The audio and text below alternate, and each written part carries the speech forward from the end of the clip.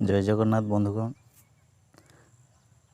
जो मैंने कालिया योजना रे वर्तमान पर्यंत एप्लाय करिसेंती आवेदन करिसेंती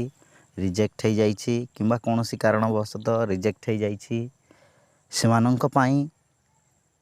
वर्तमान सुवर्ण सुयोग आछि से माने शेष थर पई वर्तमान कालिया योजना रे आवेदन करि परिबे संशोधन करि परिबे जो मानकर किछि भूल त्रुटि अछि से माने वर्तमान संशोधन मध्य करि परिबे तेणु यही सुजोग को हाथ छड़ा करंतुनी आओ निश्चित भाव रे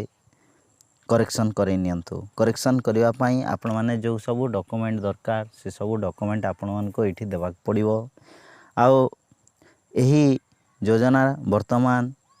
करेक्शन होउची 3/10/2023 रु 31/12/2023 तारीख पर्यंत ही ओपन रहिबो तेणु करी निश्चित भाव रे आपण माने यही समय अवधि मध्य रे निजर कालिया अकाउंट बा कालिया योजना को